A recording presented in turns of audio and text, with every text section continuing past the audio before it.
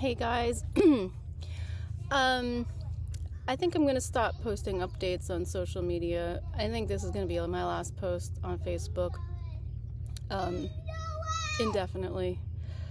If you want to keep up with me, I have an official website. It's Amorous, amor.us, AMORR.us.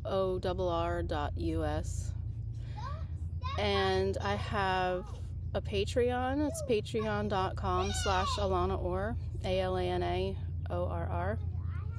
And I have a Linktree, linktr.ee/Alana Orr, ALANAORR. I have a GoFundMe still up and running, and I could really use the support. I've been rendered homeless due to lack of due process, and I have had no contact with my daughter due to lack of due process, and lack of constitutional protections, no fair and equal treatment under the law. And it's a big deal. So, and she's being abused, and I have a fundamental right as a fit mother and a responsibility to protect her from abuse. And when mothers fail to protect their children from their abusers, the children are taken and the mother is accused, and the children end up in foster care. But when mothers report the abuse and try to protect the children, the system doesn't protect them. So it's a catch-22. And the system criminalizes the mother, the protective mother, and protective mothers all over the country have been and are being incarcerated for violating void judicial orders that give the perpetrators custody of the victims, the victimized children. And that's what's happening. And on the other hand, when you have a DV victim who's afraid to do anything to protect their children because they know the system just doesn't do it, then, they end up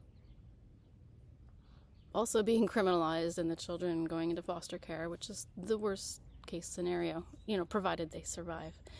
There was a DV victimized mother in this region some number of years ago. In fact, that case was being heard at the same time in 2014 as my daughter's case. But because that child was murdered, they weren't paying attention to my daughter's case. They all brushed me off and said, "We're dealing with the murder of a child," which is horrible. I mean, I'm not trying to diminish that in any way, but my child was being severely abused, and they weren't hearing it because this child was murdered. And what they did to this poor mother of this murdered child was disgusting. They said that she failed to protect her child from the abuser. She wasn't the abuser. She's not the one that killed him. She was a DV victim, and the system failed to protect her son, who was killed, Mason DeCosmo. Look it up. And that was a clear-cut case of CPS failure. This happens all over the country. 58,000 children per year are placed into the custody, unsupervised visitation with abusers. 5 children a day die of child abuse. The mothers are blamed. Their, statistics are skewed to show that mothers are responsible equally as much as fathers because of the way CPS handles cases of abuse and goes after the protective mother. And it's a grave injustice. And protective mothers are discriminated against.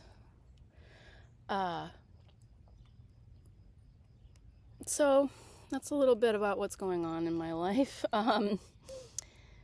And I will be posting updates as often as I can while being off the grid. And my son's asking me to push him on the swing.